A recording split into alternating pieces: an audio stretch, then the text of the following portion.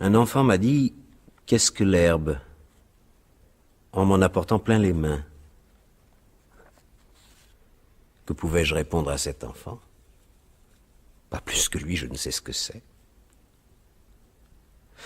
Je suppose qu'elle doit être l'emblème de mon naturel, tissu d'une verte étoffe d'espoir.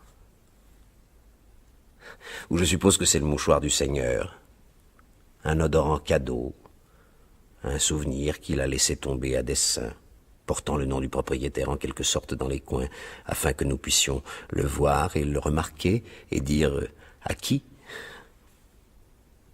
Ou je suppose que l'herbe elle-même est un enfant, le bambin issu de la végétation. Ou je suppose qu'elle est un uniforme hiéroglyphique et signifie « Je pousse également dans les larges zones et les zones étroites. Je grandis parmi les noirs comme parmi les blancs. Canaques, truffes, parlementaires, moricots, je leur donne pareillement, je les accueille pareillement. »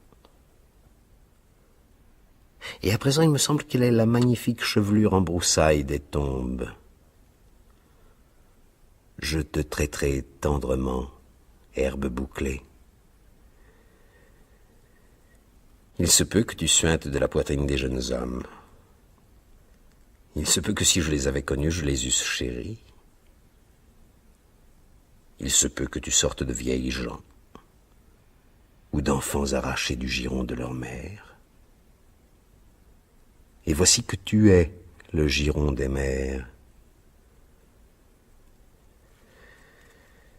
Cette terre est bien foncée pour venir de la tête blanche des aïeuls, plus foncée que la barbe décolorée des vieillards, foncée pour sortir de dessous le palais rouge pâle des bouches. Oh, je perçois finalement tant de langues qui parlent. Et je m'aperçois qu'elles ne viennent pas du palais des bouches pour rien. Je voudrais pouvoir traduire ces demi-mots touchant les jeunes hommes morts et les jeunes femmes mortes, et ces demi-mots touchant les vieillards et les mères, et les petits arrachés prématurément de leur giron. Qu'est-il advenu, croyez-vous, des jeunes hommes et des vieillards? Et qu'est-il advenu, croyez-vous, des femmes et des enfants? Ils sont vivants et bien portants quelque part.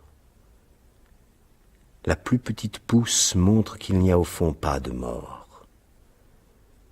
Et s'il n'y en eut jamais, elle entraîne à la vie plus outre, au lieu d'attendre à la fin pour l'arrêter.